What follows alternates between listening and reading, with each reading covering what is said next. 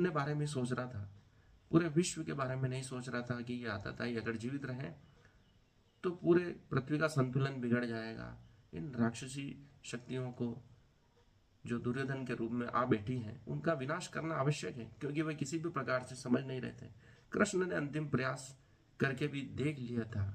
हमेशा हमें शुभ की सोचना है कि लोग हमारे बारे में शुभ सोच रहे हैं, क्योंकि श्री राम शर्मा आचार्य ने जो गायत्री परिवार के संस्थापक हैं, जैसे हैं हम वैसी ही हमारी दुनिया है। हम जैसा सोचते हैं दुनिया वैसी ही दिखाई देने लगती है। इसलिए अपने बारे में शुभ सोचें कि लोग हमारे बारे में भी अच्छा सोच रहे हैं। जहाँ पे भी जाएं सकारात्मक चिंतन के साथ जाएं।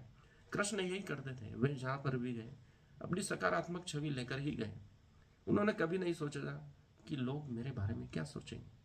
वे हमेशा यही सोचते हैं कि मैं सर्वश्रेष्ठ हूँ, लोग मेरे बारे में भी सर्वश्रेष्ठता का विचार रखते हैं। इसलिए वे पूरे विश्व में उस समय भी सर्वश्रेष्ठ थे, आज भी हैं और युगों युगों तक रहेंगे, क्योंकि उनका हर कदम सर्वश्रेष्ठता की ओर ही बढ़ता था। जब साधारण मनुष्य सोता है तब योगी पुरुष जागता है, ऐसा कृष्ण कहते हैं। तस्याम जागृति संयमी। तो योगी पुरुष को हर क्षण जागृत रहने की शिक्षा भी कृष्ण देते हैं, ताकि वह अपने विचारों को सदैव दाढ़ देता रहे, ताकि वह वर्तमान क्षण की कसौटी पर खरा उतर सके। ऐसा नहीं है कि हम एक बार सफल होकर सो जाए।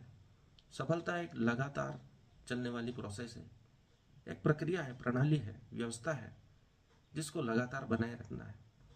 सफलता एक बार प्राप्त करने वाली उपलब्धि नहीं है, उसे तलवार की धार की भांति लगातार मासते रहना पड़ता है ताकि उसकी धार बनी रहे। तलवार की धार पर चलना सर्वश्रेष्ठता की ओर बढ़ना है। कृष्ण यही करते थे। उनका जो दिव्य स्वरूप महाभारत में भगवत गीता के समय प्रकट हुआ है, वो उनके पूरे जीवन काल की यात्राओं का ही परिणाम है, उनके अनुभवों का परिणाम है। वे लगातार अपने को मांझ रहे थे, सर्वश्रेष्ठ सिद्ध कर रहे थे, और अर्जुन को भी यही शिक्षा दे रहे थे कि संयमी बनो, न अति में जाओ न निम्नता में जाओ, मध्य में स्थित रहो। यही संतुलन का मार्ग है।